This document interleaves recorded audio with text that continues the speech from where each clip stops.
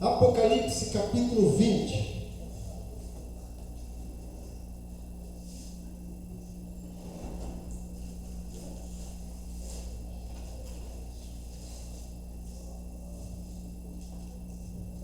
Obrigado.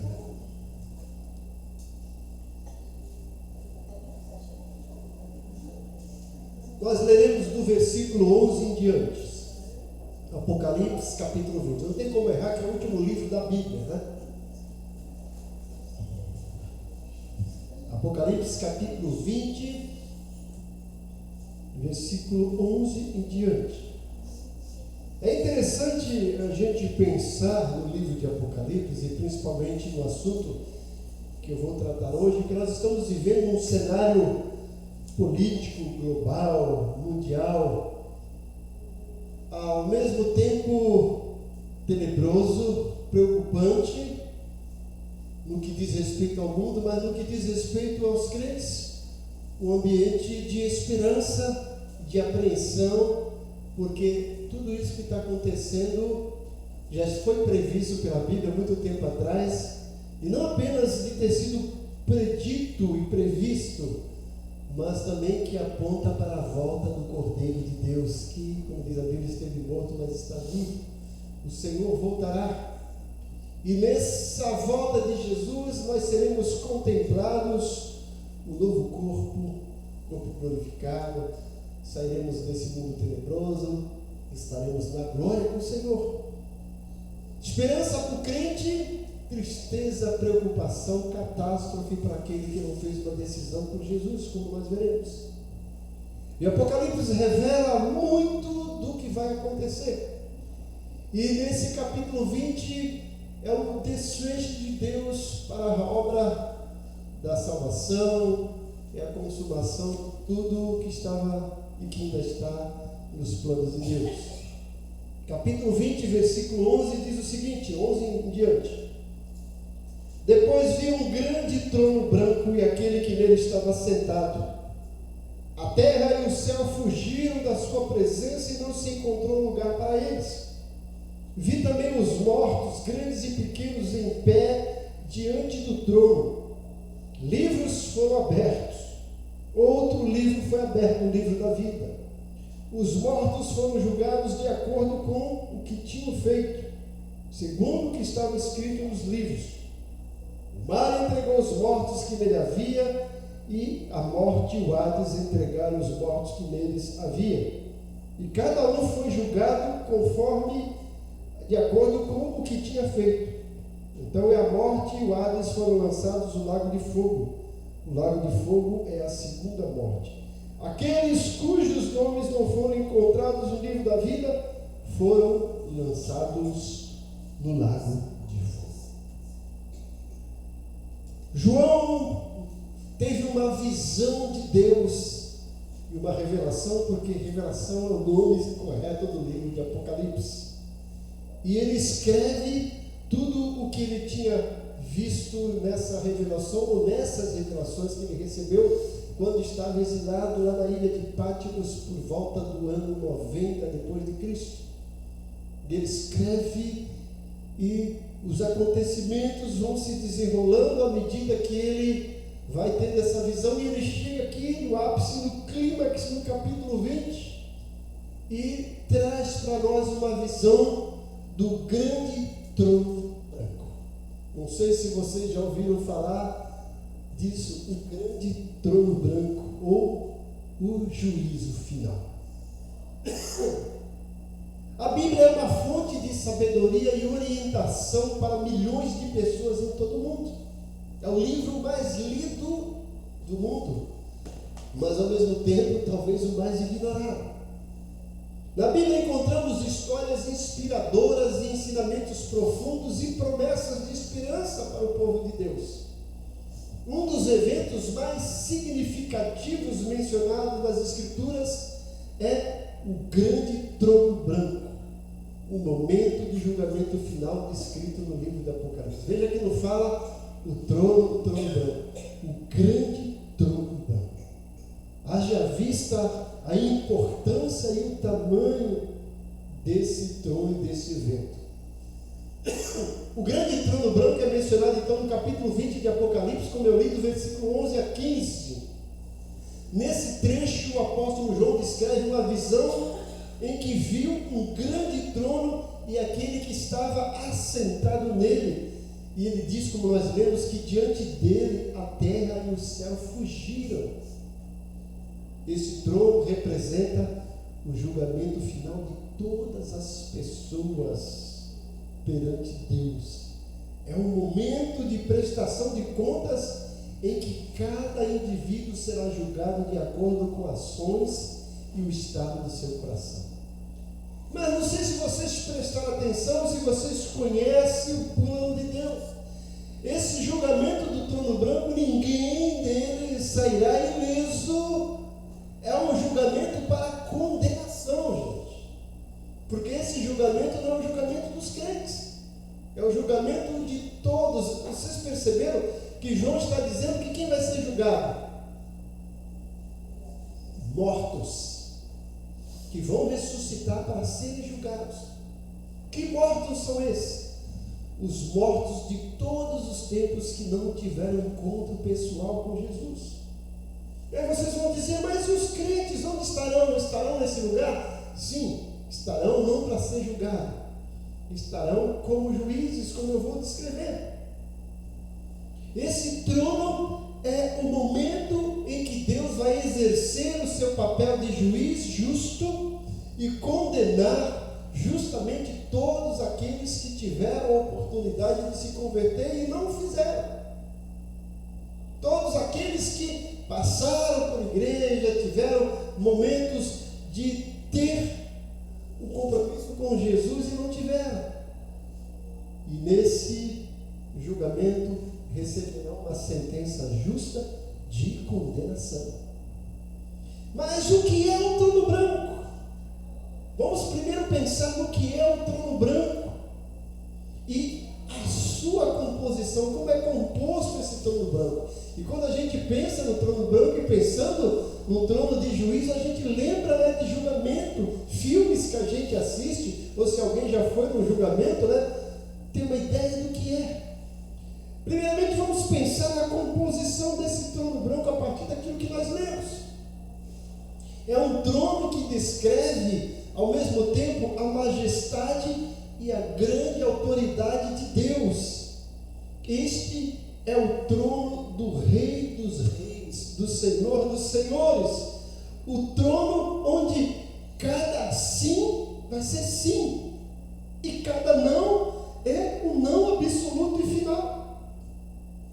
Não terá lá momento para você apelar para a segunda instância, para colocar um advogado, para argumentar, não, porque o juiz justo está lá. Cada não é não, e para além da qual não há mais possibilidade alguma de recurso de apelo. Não haverá segunda chance. Como eu disse, é um julgamento para condenação. Mas então quem vai fazer parte desse grande julgamento final, desse grande trono branco descrito aqui em Apocalipse? Primeiramente Jesus. Quando a gente pensa, fala, quem vai estar sentado no trono é Deus. Não, quem estará lá sentado no trono para julgar será Jesus. Mas como, pastor, não está escrito isso? Quando a gente lê João capítulo 5, versículo 22, Jesus disse o seguinte: além disso, o Pai a ninguém julga, mas confiou todo o julgamento ao Filho. Jesus está lá agora como juiz, não mais como nosso Salvador, não mais como nosso intercessor, como ele está lá no céu, mas como juiz para julgar todos. O apóstolo Paulo escreve lá em Filipenses capítulo 2, ele diz, olha, de sorte que haja em vós o mesmo sentimento que houve em Cristo Jesus, pois ele, sendo em forma de Deus, não teve por usurpação ser igual a Deus, antes anulou-se a si mesmo, tomando forma de homem, e na forma de homem foi obediente à morte de cruz. Mas Deus o exaltou sobremaneira e lhe deu um nome que está acima de todo nome, para que ao nome de Jesus todo joelho se dobre e toda língua confesse que Ele é o Senhor, para a glória de Deus Pai. Um dia todo mundo vai se dobrar perante a Jesus e reconhecer que Ele é o Senhor do Senhor. E um dia todos estarão diante dEle como juiz. E Ele estará ali para julgar todas as pessoas. Então quem que vai compor esse grande julgamento, descrito como grande trono branco? Primeiro Jesus. E Ele estará sozinho? Não. Quem estará com Ele? Os santos em Cristo. Quem são esses santos em Cristo? Somos nós. Todos aqueles que se converteram, fizeram uma decisão por Jesus, se batizaram, estão lá, firmes com o Senhor. Mas pastor, onde está escrito isso? Veja o que o apóstolo Paulo diz em 1 Coríntios capítulo 6, versículo 2 e 3. Nós estamos estudando Coríntios. Paulo está resolvendo um problema lá na igreja, que as pessoas estão com picuinha um com o outro, estão levando os membros, os seus irmãos lá para o tribunal mundano, e Paulo chega para eles e diz assim, 1 Coríntios 6, versículo 2 e 3, vocês não sabem que os santos hão de julgar o mundo? Se vocês hão de julgar o mundo, não são capazes de julgar as causas de menor importância? Vocês não sabem que haveremos de julgar os anjos, quanto mais as coisas dessa vida? Então o Senhor Jesus estará majestoso, deslumbrante, com toda a sua glória, com todo o seu poder, sentado no seu grande trono branco, e nós estaremos assentados na cadeira de juiz, de júri popular. E olha, receberemos do Senhor a capacidade de julgar todas essas pessoas e até os anjos. Que anjos são esses? Os anjos caídos, demônios, porque eles também vão receber sua sentença de condenação. Nós estaremos lá com Jesus para julgar. Então quem estará nesse grande julgamento? Jesus como grande juiz, nós como um grande júri, e os mortos de todos os tempos, os mortos sem Cristo. Por quê? Quando a gente lê 1 Coríntios 15, quando a gente lê 1 Tessalonicenses capítulo 4, do 3 em diante, diz que os mortos em Cristo ressuscitarão e receberão um corpo glorificado. E os vivos em Cristo serão transladados e todos nós seremos arrebatados para estar com o Senhor. O que está acontecendo aqui, gente, é uma sucessão de eventos. Quando a gente estuda Apocalipse, nós já estudamos aqui, né? A igreja vai ser arrebatada a qualquer momento. E vai se instaurar aqui na terra um período de 7 anos chamado de grande tribulação, dividido em 3 anos e meio e 3 anos e meio. Os últimos 3 anos e meio, Deus vai dizimar essa terra, vai acabar com toda a raça humana que não quiser nada com Jesus. No final da grande tribulação, todos aqueles que estiverem aqui na terra, que ainda tiveram a oportunidade de voltar para Jesus, né? E os mortos da grande tribulação que foram fiéis, os mortos serão ressuscitados e receberão um corpo glorificado. E o Senhor vai acabar com toda a raça humana que não quer nada com Jesus e vai instaurar um milênio, 1000 anos de paz aqui na terra. Só vai entrar no milênio gente boa. Quando terminar o milênio, a gente vai ver Apocalipse capítulo 20, porque durante o milênio Satanás será preso 1000 anos. No final do milênio, Satanás será solto e vai juntar um grande exército para se rebelar contra Deus, que é chamada Batalha Gog e Magog e Anticristo. E todo esse exército será destruído. E aí o Senhor vem agora para instaurar o grande julgamento final. E nesse julgamento final, quem estará lá? Jesus, nós, aqueles que levaram a sério o compromisso com Jesus para formar um júri, e depois os mortos de todos os tempos ressuscitarão para serem condenados e lançados no inferno. Essa é a composição do grande trono branco. E o texto aqui, em Apocalipse capítulo 20, versículo 11, começa dizendo: vi um grande trono branco. Veja o que João descreve. João descreve que é grande. O tamanho do trono é grande, que significa a onipotência de Deus, que tem todo o poder. Veja que João fala que a terra e o céu fugiram da sua presença, que não tinha lugar para eles. Tem que ser grande porque o nosso Deus é grande, é maravilhoso.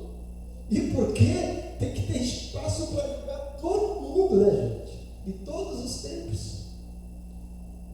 Esse tamanho significa a onipotência de Deus. E o pecador que invariavelmente pensa de si como importante e digno de graça, será nessa hora plenamente consciente da sua insignificância, da sua inutilidade e da sua vaidade, quando ele ficar diante desse grande trono branco. Vai ser um lugar majestoso da presença de Deus que essas pessoas não vão poder suportar tanta santidade e ao mesmo tempo tanta pecabilidade na sua vida. João fala desse tamanho. Fala também da cor. Fala que esse trono é um trono branco, porque o branco significa santidade e retidão.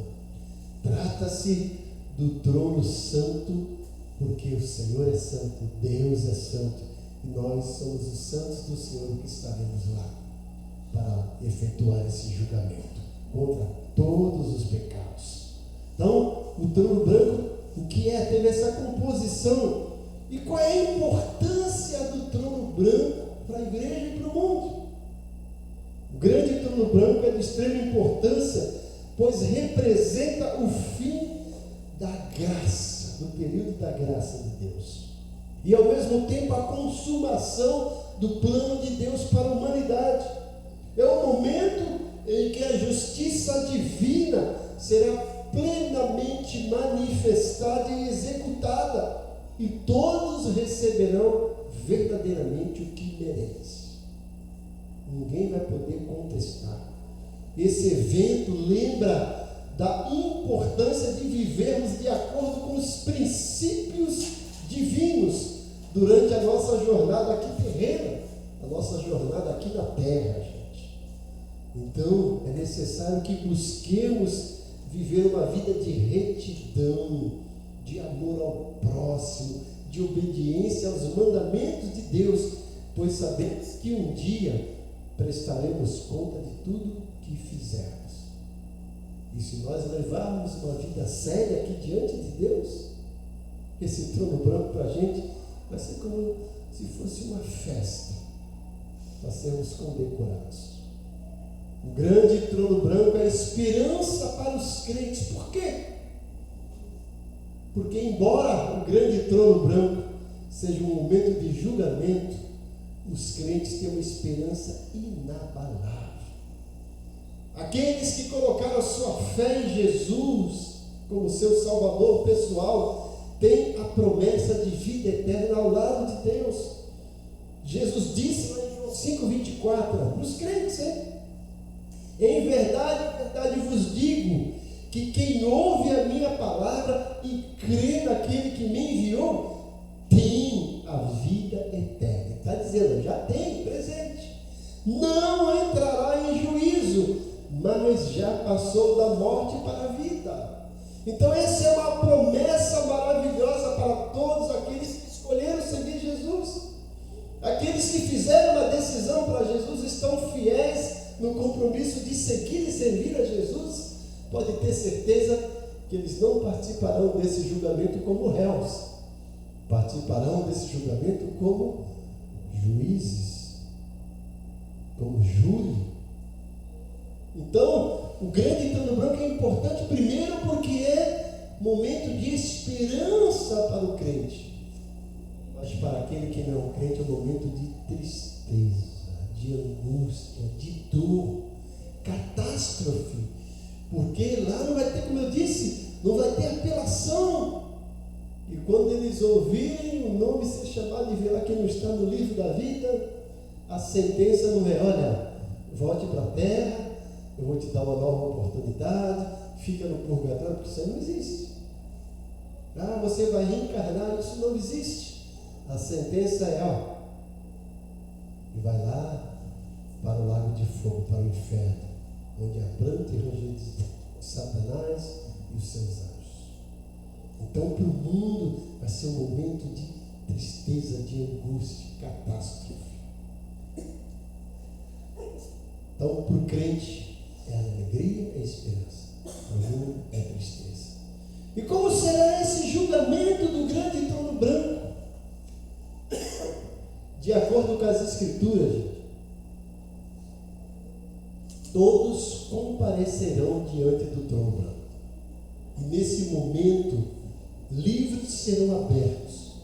E cada pessoa será julgada de acordo com o que está escrito nesses livros. Aqueles cujos nomes não forem encontrados no livro da vida serão lançados no lago de fogo, que é a segunda morte. Esse julgamento será um julgamento justo e imparcial, pois Deus conhece todas as coisas e não há nada oculto que não seja revelado.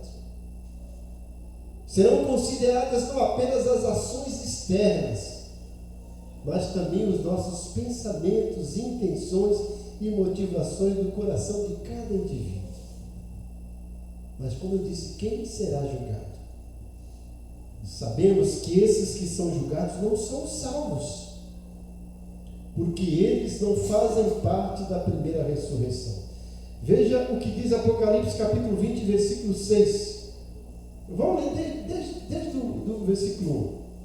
Vi descer do céu um anjo que trazia na mão a chave do abismo e uma grande corrente. Ele prendeu o dragão e a antiga serpente, que é o diabo Satanás, e o acorrentou por 1000 anos. Lançou no abismo, fechou, pôs um selo sobre ele, para assim impedi-lo de enganar as nações até que terminasse os 1000 anos. Depois disso é necessário que ele seja solto por um pouco tempo. E aí ele diz, vi tronos em que se assentaram aqueles a quem havia sido dada autoridade para julgar. Nós, gente. Vi as almas dos que foram decapitados por causa do testemunho de Jesus e da palavra de Deus. Eles não tinham adorado a besta, nem a sua imagem, e não tinham recebido a sua marca na testa, nem nas mãos. Eles ressuscitaram e reinarão com Cristo durante 1000 anos. E aí diz o 5: o restante dos mortos não voltou a viver até se completar os 1000 anos. Esta é a primeira ressurreição. Felizes e santos os que participam da primeira ressurreição. A segunda morte não tem poder sobre eles. Serão sacerdotes de Deus, de Cristo, e reinarão com ele durante 1000 anos. Que aí a gente vai ver depois aqui no versículo 7, né? Quando Satanás for solto. Veja. Então esse julgamento não é para os salvos, é para os perdidos. Porque como nós já vimos em João 5,24, nós não seremos julgados nesse momento. Nós seremos julgados quando formos ressuscitados para recebermos galardões, como diz 2 Coríntios 5,10. O Senhor vai dizer: vinde, benditos do meu Pai, tomai por herança o reino e vamos receber galardões. Mas esses aqui não. Sabemos que esses que são julgados não são salvos, porque o seu nome não estão escritos no livro da vida através de Jesus Cristo. Veja que Apocalipse 20:15 diz: aquele que não foi achado escrito no livro da vida foi lançado no lago de fogo. Não há exceções mencionadas. Sabemos que esses são os não salvos, os perdidos de todos os tempos, porque aqueles que creem em Jesus não serão condenados, como a gente viu em João 5,24.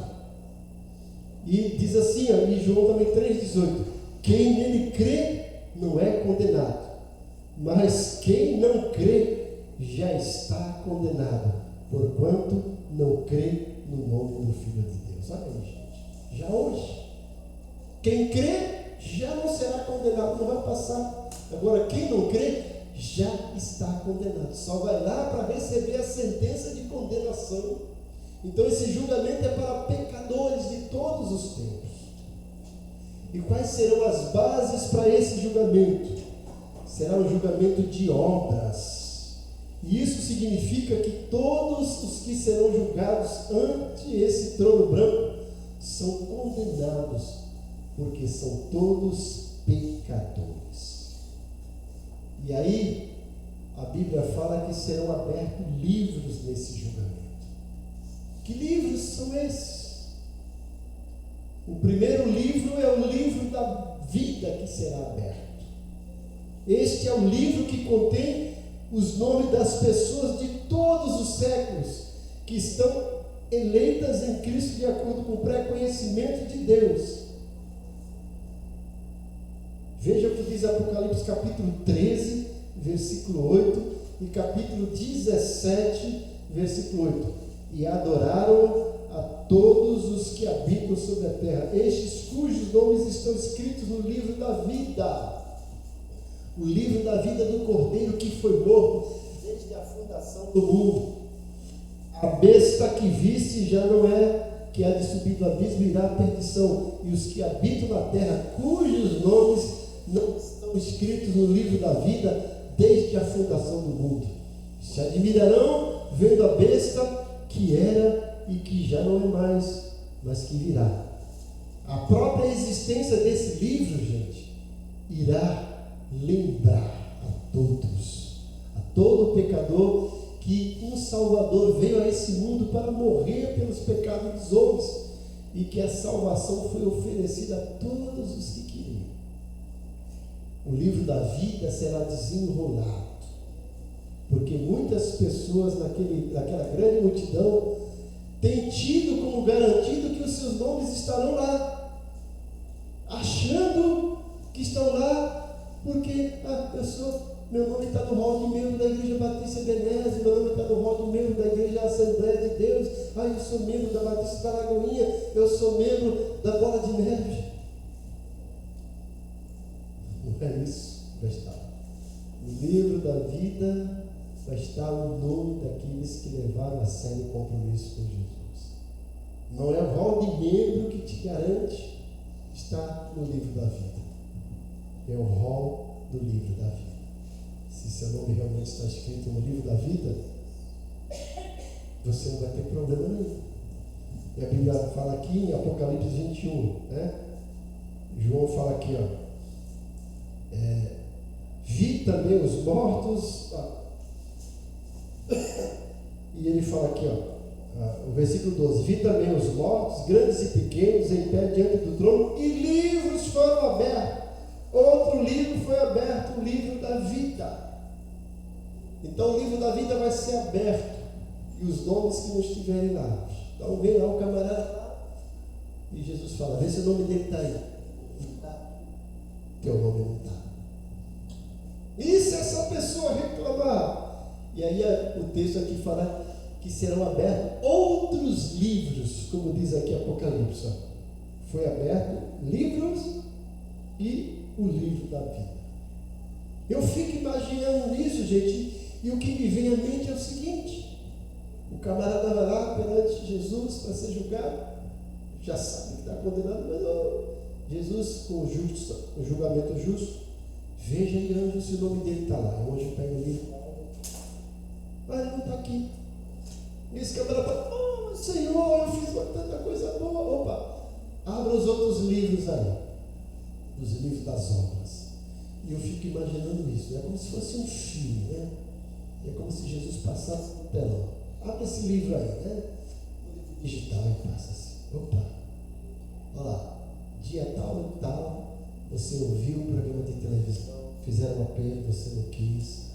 Olha, essa pessoa falou de Jesus, você não quis, você visitou a igreja, você não se converteu, e você viveu uma vida totalmente errada.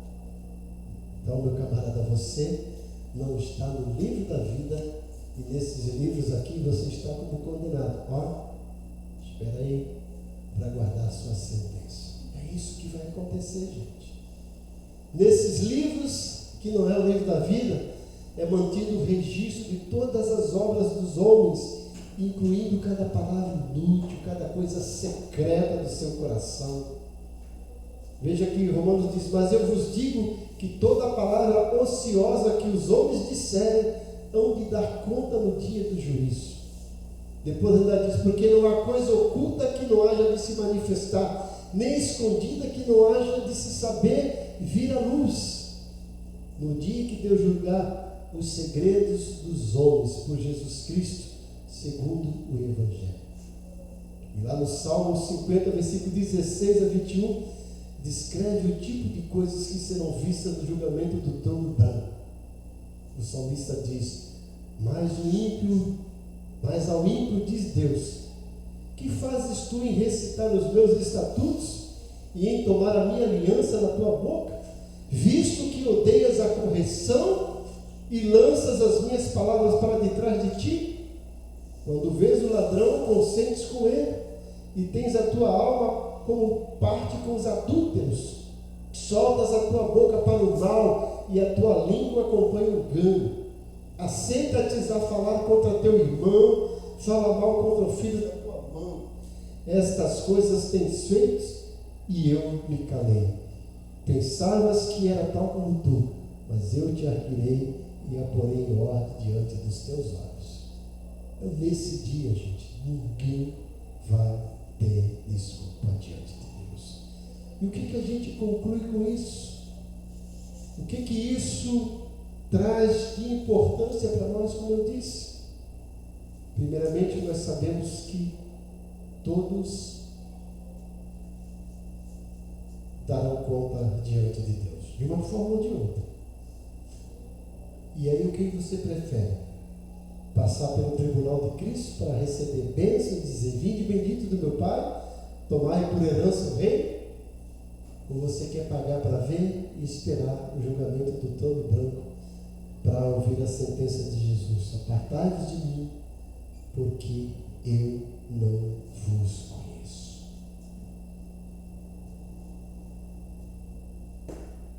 A mensagem do julgamento do grande trono branco é que não existe qualquer possibilidade de salvação após a morte, e que o homem deve confiar em Cristo nessa vida presente, ou optar por ser condenado eternamente. Agora, como diz a Bíblia, é o tempo aceitável.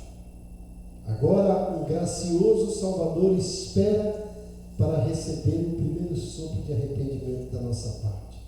E ele responde ao mais fraco grito de fé.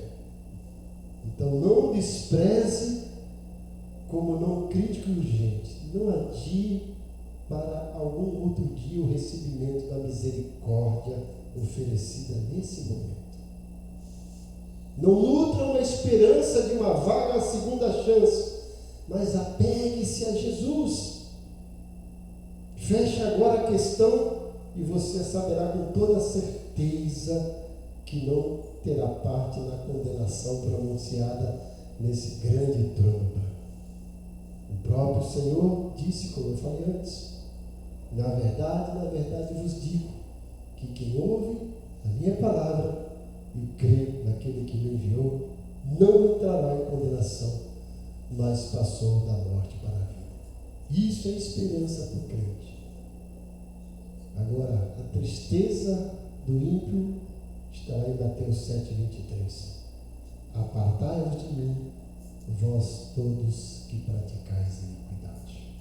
Então, gente, não está mais tempo de nós brincarmos de sermos crentes. Está no tempo de nós garantirmos a nossa salvação em Jesus Cristo. E se você não está vivendo uma vida que condiz a palavra de Deus, arrependa-se, conserte-te, coloque sua vida no altar de Deus, porque a Bíblia diz que a nossa vida é como um sopro. A gente não sabe o que pode acontecer a qualquer momento. E se morrermos sem consertarmos a nossa vida no altar diante de Deus, com certeza vamos ressuscitar não para a vida eterna, mas para o julgamento do trono branco, para receber condenação. Agora, se tivermos com a nossa vida no altar, a gente não tem o que temer. Se a gente morrer, vai aguardar o arrebatamento, vai estar com o Senhor na glória. Se a gente estiver vivo, vamos aguardar o arrebatamento para ter corpo glorificado. Então, se acerte com Jesus. Não espere para mim. Jesus disse: quem crê e for batizado será salvo, mas quem não crê já está condenado. Curva sua cabeça. Pai bondoso, nós somos gratos, porque a tua palavra nos garante de que se seguirmos a Jesus como nosso Salvador e Senhor, temos direito à vida eterna e não passaremos por essa agonia do julgamento final do grande trono branco. Nós somos gratos a Ti. Mas, Pai, trata no coração daqueles que ainda não têm certeza da sua salvação, que ainda não estão vivendo de acordo com a Tua palavra, que ainda estão protelando um compromisso sério contigo, para realmente colocarem a vida no altar, para serem encontrados como verdadeiros santos que julgarão o mundo e que não serão julgados. Nos ajuda, Pai, nos abençoa e desperta a Tua igreja para essa verdade. Nós oramos em nome